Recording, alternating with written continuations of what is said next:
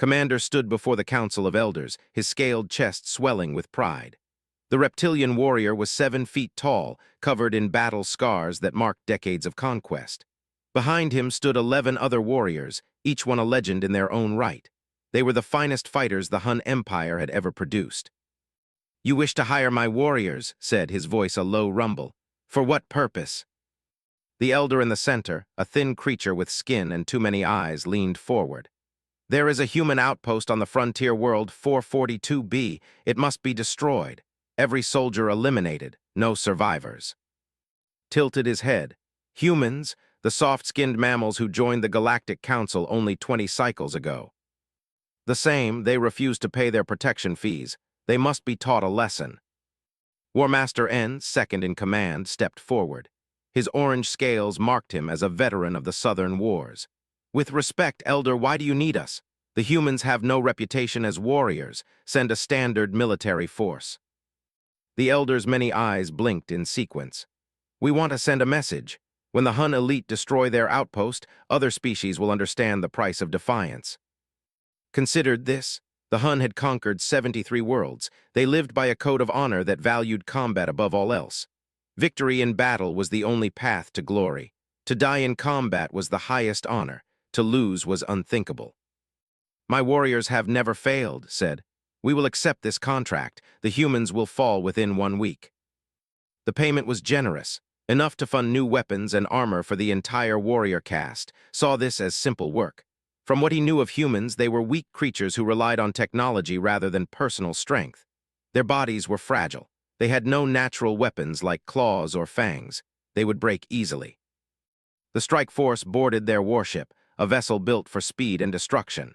As they traveled through the void toward human territory, studied the intelligence reports.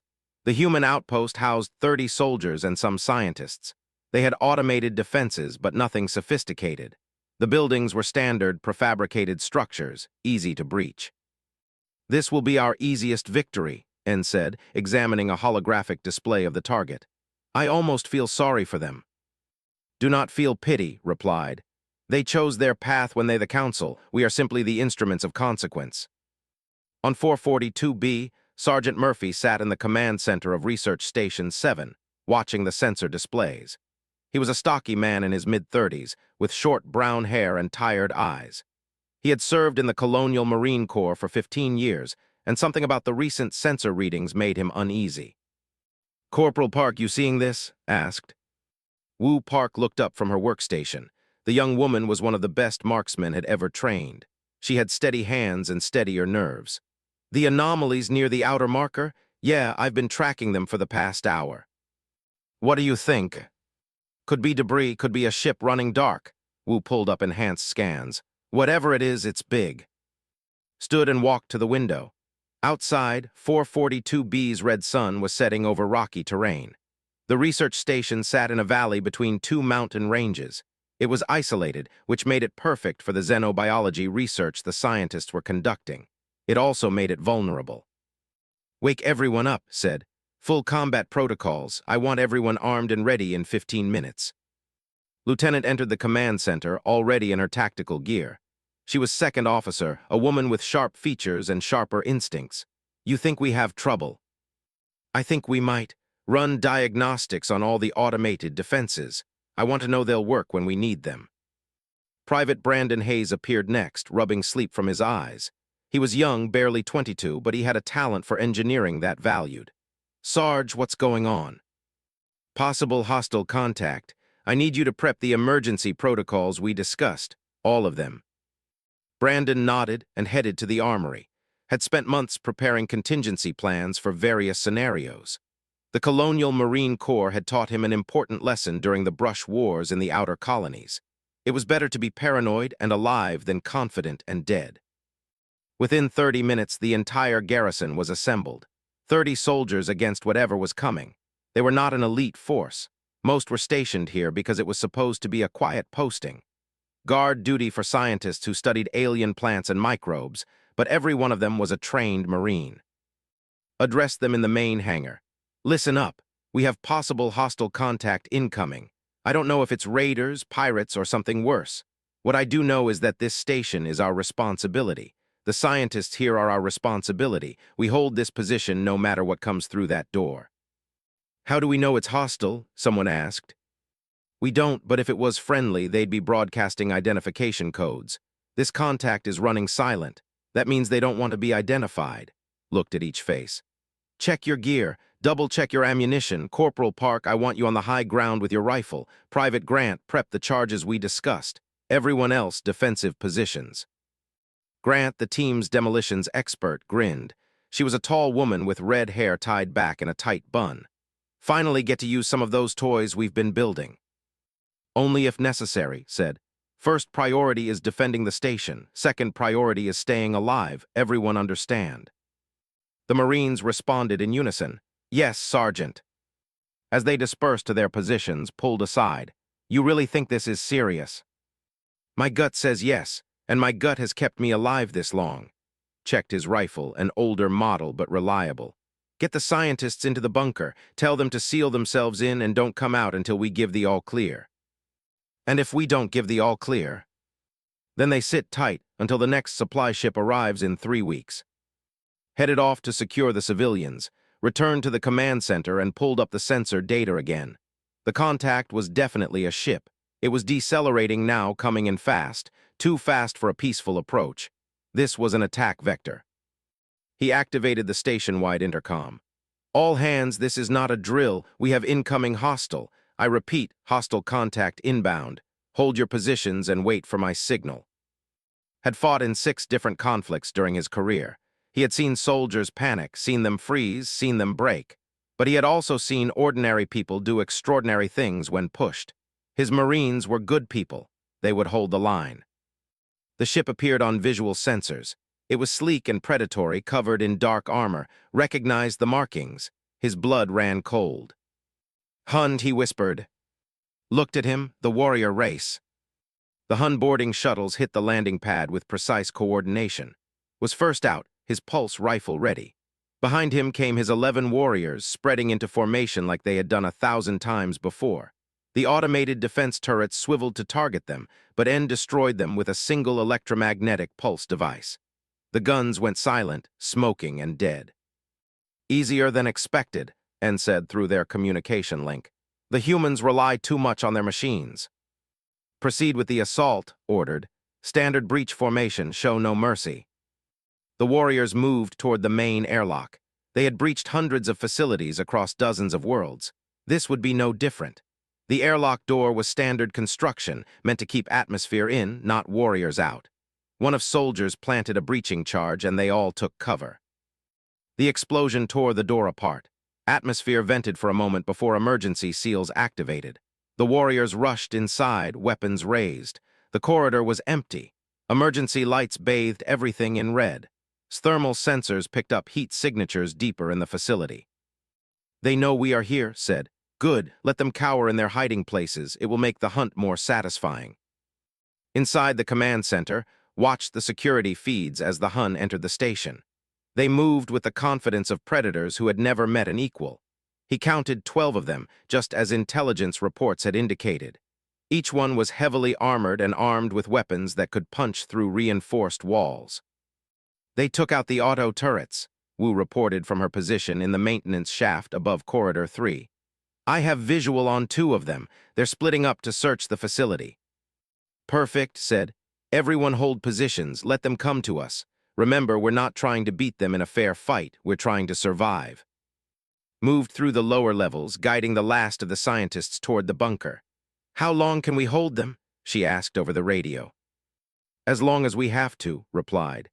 Distress signal went out. The Defiance should receive it in about 6 hours. We just need to stay alive until then.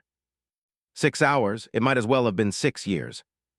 The Hun warriors split into 3 groups, each taking a different section of the facility. They expected frightened humans huddled together, easy targets. What they found instead was an empty corridor. Then another. The facility seemed deserted except for the heat signatures their sensors detected. Grew suspicious. They are hiding, search every room, every closet, find them. One warrior opened a door to what appeared to be a storage room. He stepped inside, rifle raised. The door slammed shut behind him, magnetic locks engaged. Before he could react, the room's temperature began dropping rapidly. Had rigged the climate control to turn the storage room into a freezer. The warrior's armor could handle cold, but not instant exposure to negative 50 degrees. His systems began failing. In Corridor 3, Wu had her rifle trained on the intersection below. She controlled her breathing, finger resting on the trigger. Two Hun warriors approached, their heavy footsteps echoing. They were arguing about something in their own language, clearly not expecting resistance. Wu waited until they were directly below her position. Then she fired twice. The rifle's magnetic accelerator made almost no sound, just a soft hum. The first round hit a warrior in the neck joint, where armor was weakest. The second round hit his companion in the eye slit of his helmet. Both warriors dropped. Wu was already moving, crawling through the maintenance shaft to her next position before their bodies hit the ground. Contact, contact, En's voice rang through the Hun communication network. Two warriors down in Sector 3, ambush from above. Felt something he had not experienced in decades. Surprise, the humans were not cowering, they were fighting back, and they were doing it effectively. All units defensive formation. Watch the high ground. These humans are more dangerous than we thought. In the engineering bay, Brandon worked quickly. He had mining charges, industrial cutters, and a thorough knowledge of the station's layout. He rigged 3 different sections of corridor with improvised explosives. They were not sophisticated, but they did not need to be. He just needed them to work once. 3 Hun warriors entered the corridor, moving more cautiously now. They checked corners and watched the ceiling, but they did not think to check the floor panels. Brandon had hidden his charges beneath removable deck plates. He watched from a side passage, thumb on the detonator. The warriors reached the middle of the corridor. Brandon pressed the button. The explosion ripped upward, catching all 3 warriors in the blast. The deck buckled. 1 warrior fell through the hole into the service tunnel below. The other 2 were thrown against the walls. Their armor saved them from death, but not from injury. They struggled to rise, disoriented. Brandon did not wait. He sealed the blast doors at both ends of the corridor, trapping the wounded warriors inside. Then he vented the atmosphere. The warriors had maybe 10 minutes of air in their suits. That was someone else's problem now. Listened to the reports with growing anger. 5 warriors down in less than 30 minutes. This was impossible. The humans were supposed to be weak. They were supposed to face the Hun in honorable combat. Instead, they used tricks and traps like cowards. Commander, En said, we should reassess. These humans fight unlike anything we have encountered. No, snarled. We are Hun. We do not retreat from lesser species. Find them, kill them. I want every human in this facility dead within the hour. But finding the humans proved difficult. They knew every passage, every vent, every hiding spot. They attacked from unexpected angles and disappeared before reinforcements could arrive. It was guerrilla warfare at its finest, and the Hun had no experience defending against it. Moved through the facility, coordinating his team. He could see the tactical display showing where his Marines were positioned and where the Hun were searching. It was a deadly game of chess, and he had the advantage of knowing the board. Minjun, you ready with environmental controls? Asked. Corporal Minjun Lee sat at an engineering console, hands flying over the controls. Give me a target, Sarge. Sector 5, Subsection B, we have 3 hostiles moving through there. On it. Minjun adjusted the environmental systems. Sector 5 suddenly flooded with steam from the heating system. The temperature spiked to 40 degrees Celsius. The Hun warriors stumbled through the fog, their thermal sensors useless in the heat. They could not see more than a few feet ahead. Grant was waiting for them. She had positioned herself at the far end of the corridor with a heavy machine gun salvaged from the armory. When the warriors emerged from the steam, she opened fire. The sustained burst forced them back into cover, and she kept firing until her ammunition ran out. Then she retreated through a pre-planned escape route. The Hun were learning, but slowly. They began moving in groups, watching all angles. They stopped trusting their sensors and relied on direct visual confirmation. But this made them slower, more cautious. Every minute they spent being careful was another minute the humans stayed alive. Caught up within the command center. We have lost 3 Marines. Brandon and the Hun got them in the East Wing. Felt the loss like a physical blow, but he could not afford to mourn yet. How many hostiles are still operational? 7, maybe 8. We have hurt them badly. Not badly enough. Pulled up the facility map. We need to funnel them into the main hangar. That is where we make our stand. What about the scientists? They are secure in the bunker. As long as we keep the Hun busy, they will be safe. Finally cornered a human in the recreation area.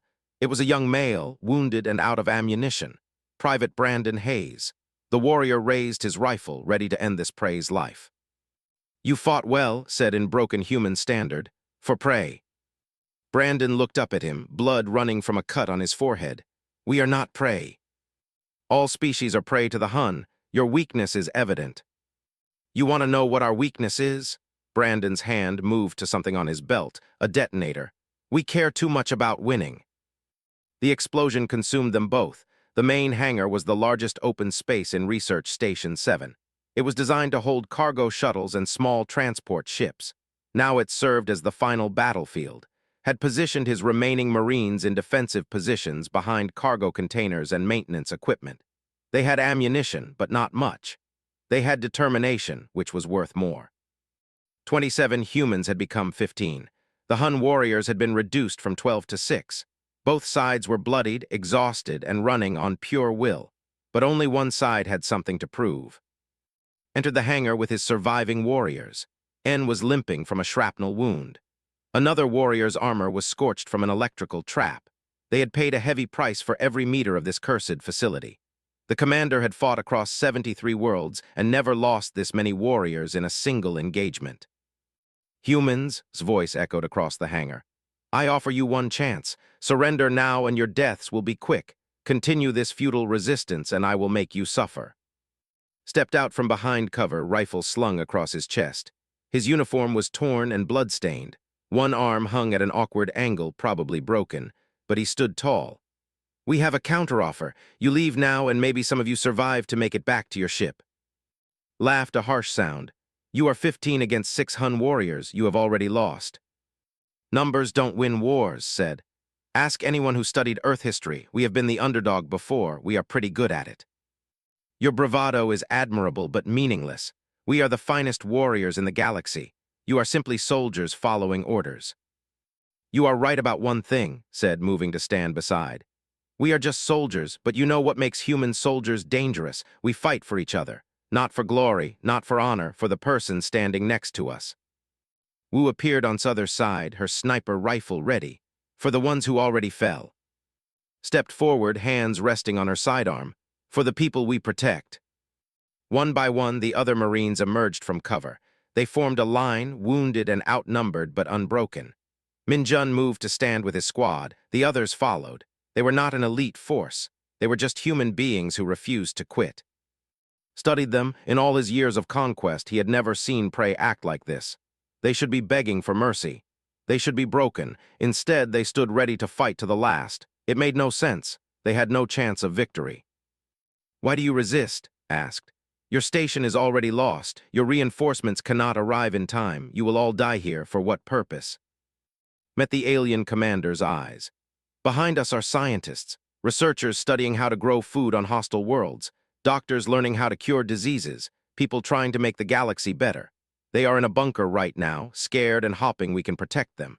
So we will stand here and fight you with everything we have because that is what humans do. We protect the ones who cannot protect themselves." "That is not honor, that is foolishness." "Maybe," admitted, "but it is our foolishness and we are pretty committed to it." Raised his rifle. "Then you will die as fools." "Probably, but you are going to remember us." The battle that followed was brutal and chaotic. The Hun warriors charged with the confidence of superior strength and armor. The humans met them with concentrated fire and desperate courage. The hangar filled with the sound of weapons, fire, and shouting. Wu took position on top of a cargo container, providing covering fire. Her shots were precise, targeting the weak points in Hun armor. She wounded one warrior badly enough that he retreated behind cover. Another warrior tried to flank the human position but ran into trap. The demolitions expert had rigged the floor panels with mining charges. The explosion threw the warrior across the hangar. Found himself facing directly. The Hun commander was fast, incredibly fast. He knocked his rifle away with one swipe and closed the distance. They grappled and realized immediately he was outmatched. Was stronger, his reach was longer, and his armor gave him advantages could not overcome. but had fought stronger opponents before. During the outer colony disputes, he had learned that strength was not everything. He shifted his weight suddenly, using his momentum against him. The warrior stumbled, drove his knee into the alien's side, targeting a joint in the armor, grunted in pain but recovered quickly, backhanding across the hangar. Tried to help but was engaged with N. The War Master fought with practiced efficiency, his strikes calculated and precise. Was a good fighter, but she was overmatched. N's blade caught her across the shoulder, drawing blood. She fell back, clutching the wound. Minjun appeared from the side, firing a sustained burst that forced N to take cover. "Get to medical," he shouted to. "Not leaving my team," gasped, raising her weapon again. Pulled himself up, tasting blood, approached slowly, savoring the moment. "You fought better than expected, human. You have earned a warrior's death." "Funny thing about humans," said, spitting blood, "we don't know when to quit." He grabbed a piece of broken pipe from the floor and swung it at its head. The warrior blocked it easily, but the move was a feint. His real attack came from his other hand, driving a shard of metal into the joint at its knee. The commander roared in pain and anger. The fighting continued for what felt like hours, but was probably only minutes. The humans were being pushed back, losing ground. 2 more Marines fell, then another. The Hun were winning through sheer endurance. They could take more damage, last longer, hit harder. But the humans kept fighting. Even wounded, they kept firing. Even outmatched, they stood their ground. It was the kind of desperate courage that came from having nothing left to lose and everything to protect. Wu's rifle clicked empty. She was out of ammunition. A Hun warrior saw his opportunity and moved toward her position. She drew her sidearm, knowing it would not penetrate his armor. She fired anyway because giving up was not an option. The warrior raised his weapon to finish her. Then the far wall of the hangar exploded inward. The USS Defiance had arrived early. Captain Melissa Torres had pushed her ship beyond safe limits when she received the distress signal. The destroyer's main guns tore through the Hun warship in orbit, then focused fire on the station's hangar to create an entry point. Marines from the Defiance poured through the breach, fresh and armed. The Hun warriors suddenly found themselves facing a new threat, made a tactical decision. Fall back to the ship, retreat. But there was no ship to retreat to. The Defiance had crippled it. The Hun warriors were stranded, outnumbered, and surrounded. N lowered his weapon. "Commander, we have no path to victory." Knew it was true. For the first time in his life, he faced defeat. The finest warriors the Hun Empire had ever produced were about to be captured by humans. By prey. It was unthinkable. It was impossible. It was happening. Captain Torres entered the hangar, flanked by a full platoon. She was a woman in her 40s with steel hair and harder eyes. She surveyed the carnage, the dead from both sides, the wounded humans still standing at their posts. "Hun warriors," she said in a calm voice, "drop your weapons. You are the medical bay of the USS Defiance was crowded with wounded from both sides. Human medics worked on Hun warriors with the same care they gave their own soldiers. This confused the aliens more than their defeat had. In their culture, defeated enemies were killed or enslaved. Mercy was weakness. Compassion was foolishness." Lay on a medical bed, his knee being repaired by a young human doctor. The pain was manageable, but the shame was crushing. He had failed. His warriors had failed. They should be dead, not receiving medical care from the very species they had tried to exterminate. "Why do you heal us?" asked the doctor. The human looked up from his work. He was young, maybe mid-20s, with steady hands. "Because you are injured. That is what doctors do. We came to kill you. We murdered your people. By all rights, you should let us die." The doctor continued working. "We could, but that is not who we are. We remember what it was like to be new to the galactic community. We remember the species that helped us and the ones that tried to take advantage. We choose to be the kind of species that helps. Even your enemies. Especially our enemies. Sometimes an enemy just needs a reason to stop being an enemy." Did not understand this philosophy. It seemed illogical, but he could not deny it existed. The humans were genuinely treating the Hun wounded with care and skill. No torture, no degradation, just medical care. In another section of the bay, N sat with his arm in a regeneration sleeve. A human nurse was monitoring his vitals. He watched the other wounded humans being treated. They moved with obvious pain but did not complain. One Marine with a serious leg wound was refusing medication because he wanted to stay alert in case they needed him. Your warriors are dedicated, En said to the nurse. She nodded. They are good people. Most of them are kids, really. Just finished training and got sent to what was supposed to be a quiet post. They fought like veterans. Fear is a powerful motivator, but so is protecting the person next to you. She checked his readings. Your vitals are stabilizing. The regeneration should have you walking in a few days. And then what? Execution. The nurse looked surprised.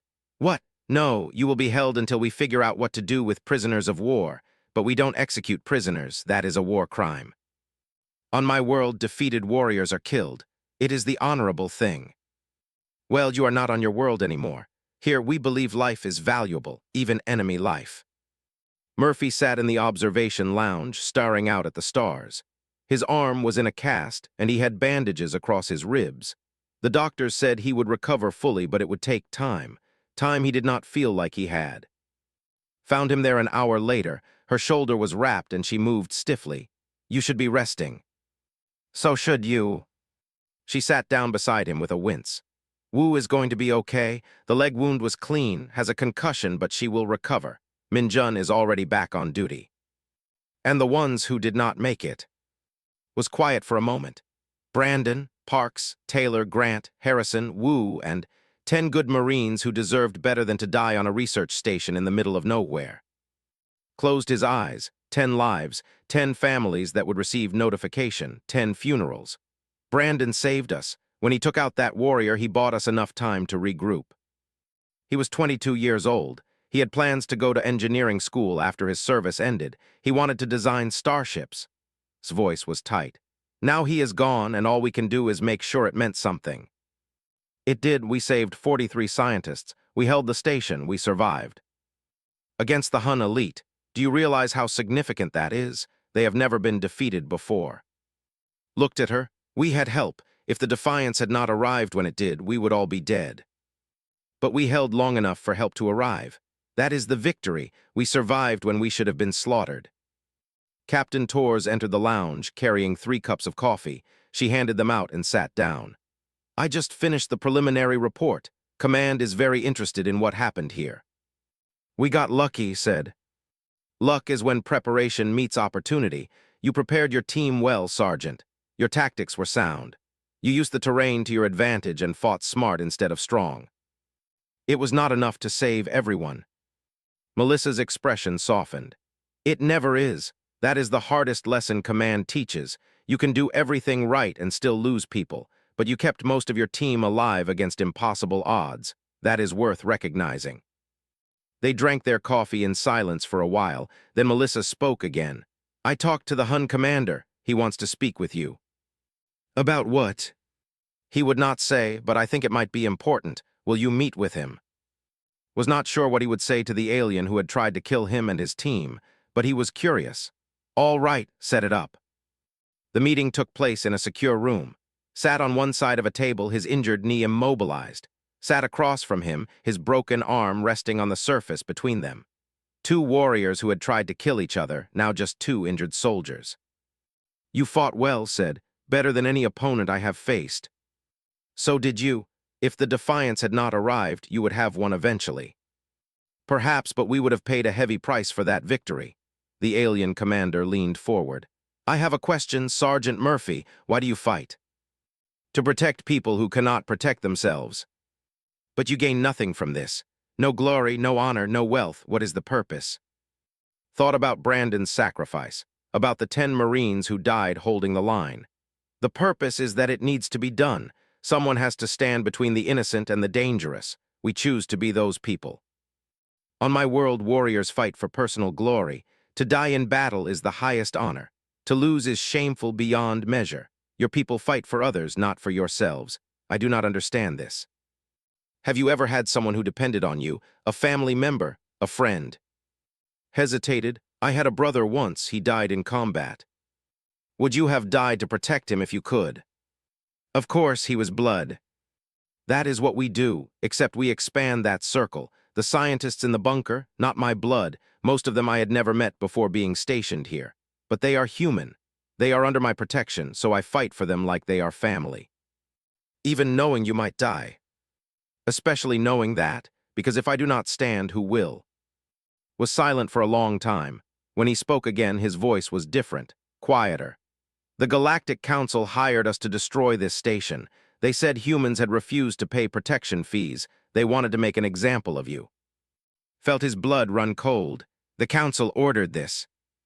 Yes, they fear what your species represents. You join the galactic community and immediately demand equal treatment. You refuse to bow to established powers. You make alliances based on mutual respect rather than strength. This threatens their control. Why are you telling me this?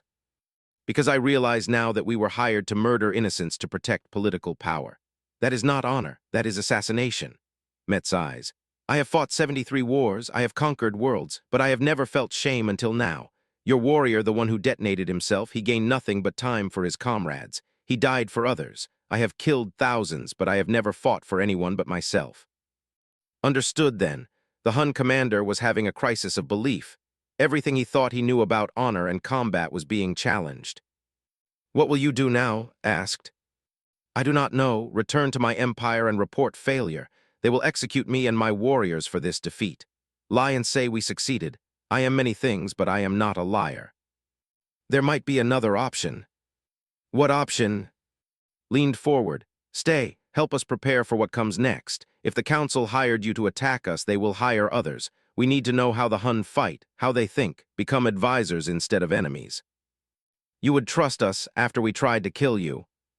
I trust that you are rethinking your beliefs. That is a start. Besides, we need allies who understand the galaxy better than we do. You have experience we lack. 3 days after the battle, called a meeting of his surviving warriors. They gathered in a secure cargo bay that had been converted into temporary quarters. 6 warriors who had never known defeat, now prisoners aboard a human vessel. The shame was thick in the air. We have decisions to make, began. Our empire expects us to return victorious. Instead, we were defeated by a species we were told was weak. We can try to escape, though we would likely fail and be killed. We can return home and face execution for our failure, or we have a third option. What option? Asked In. The human sergeant has offered us asylum. We would remain here as advisors, teaching them about Hun tactics and culture, helping them prepare for future conflicts. The warriors were silent, then one spoke. That would be exile, we could never return home. We cannot return home anyway, said bluntly. If we go back, we die. If we stay here, we live. But more than that, we serve a purpose that might actually mean something. Serving humans, another warrior spat the words, that is beneath us. Is it? Met each warrior's gaze.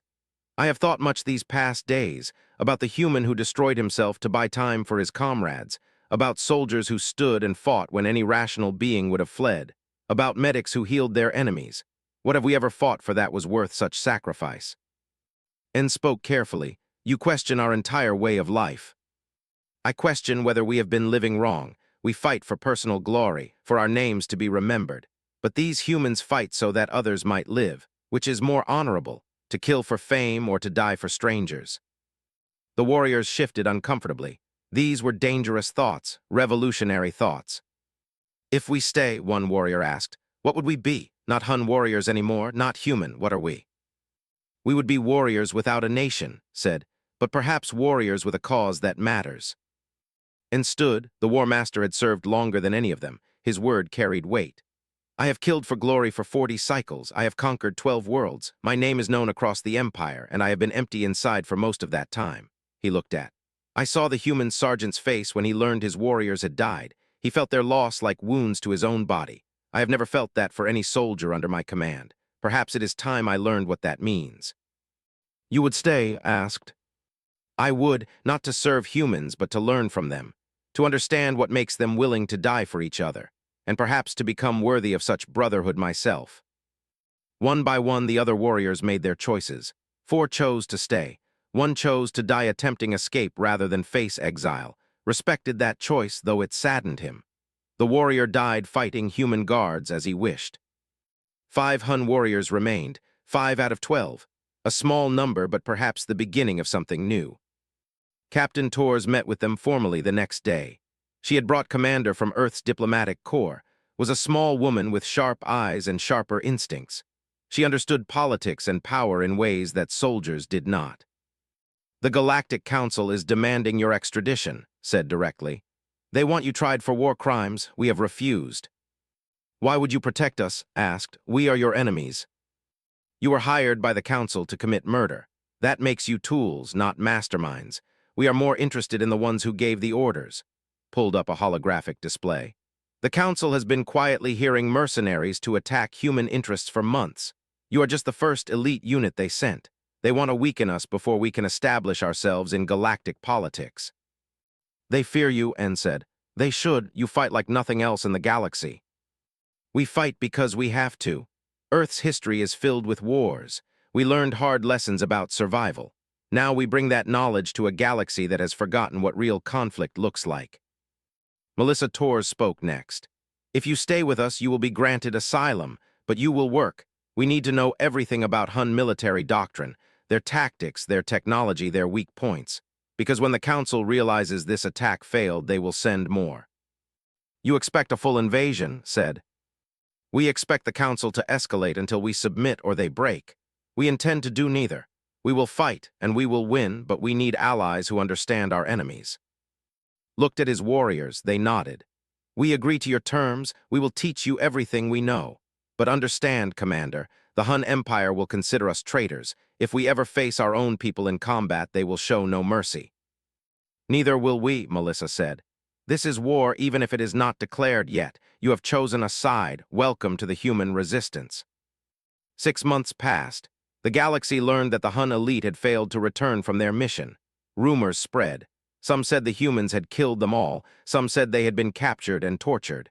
The truth was stranger and more disturbing to the established powers. The Hun warriors integrated into human military academies. They taught close combat tactics, zero-gravity warfare, and boarding actions.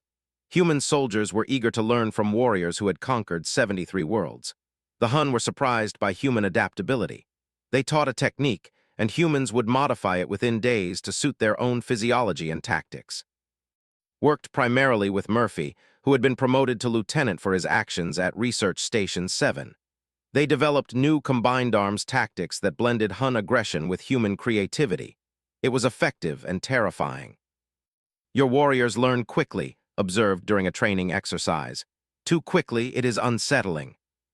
Smiled. "We are adaptable. It is what we do best. Take an idea, improve it, make it our own. The galaxy is not ready for what you will become. The galaxy should have thought about that before they tried to push us around." They stood on an observation deck, watching human and Hun soldiers training together. It was surreal. 6 months ago, they had been trying to kill each other. Now they were developing tactical procedures that would define how humans fought for generations. "I received a message from the Hun Empire," said quietly. "They demand our return for trial and execution. They say we have dishonored our people." "What did you tell them?" "I told them we found something more valuable than honor for honor's sake. We found a cause worth dying for that is not personal glory. They will come for you eventually. I know when they do I will face them, but I will not regret my choice." Looked at. "You humans have a saying, home is where the heart is. I think I understand that now. My is not my home anymore. This here, fighting alongside warriors who actually care about each other, this is home." Nodded. "You are one of us now. You fought against us, but that is past. What matters is what you fight for going forward." "I fight so that warriors like your Brandon are not needed, so that young soldiers do not have to sacrifice themselves because old politicians play games with lives. I fight for a galaxy where strength protects rather than oppresses. That is a good cause. It is the only cause worth having." The training exercise ended. Human soldiers and Hun warriors mingled, discussing the day's lessons. Bonds were forming between species who should have been enemies. Wu was teaching En about precision shooting. Minjun was learning Hun hand-to-hand techniques, was swapping demolition stories with a Hun explosives expert. It was the beginning of something unprecedented. Not just an alliance, but a genuine merging of military cultures. The humans brought creativity and adaptability. The Hun brought experience and technique. Together, they were becoming something greater than either could be alone. Found and on the observation deck. "Sirs, we have a situation. The Hun Empire just broadcast a formal declaration. They are sending a war fleet to retrieve their warriors and punish humanity for corruption of their soldiers. How long until they arrive? Asked. 6 weeks. His expression was grim. It will be a full battle fleet, 30 ships minimum. They mean to make an example of this entire sector. Then we have 6 weeks to prepare, said. How many human ships can we assemble? Maybe 20. We would be outnumbered. We have been outnumbered before. Looked at. Are you ready to fight your own people? They are not my people anymore. You are. Stood. I know their tactics, their formations, their pride. We can use all of that against them. Then let us get to work. We have a war to prepare for. As they walked toward the command center, thought about the 12 warriors who had arrived at Research Station 6 months ago. 12 elite soldiers who expected an easy victory. Instead, they found something that changed everything. They found humans who fought not for glory but for each other, who showed mercy to enemies, who offered purpose to the lost. Only 5 warriors survived to learn those lessons, but those 5 would change the galaxy. They would teach humans how to fight like Hun, and in return, they would learn to fight for something greater than themselves. The finest warriors the Hun ever sent did not return home, because they finally found one, not a place but a purpose, not glory but meaning. They found a cause worth fighting for and brothers worth dying beside. And when the war came, as it inevitably would, they would stand with humanity against their former empire.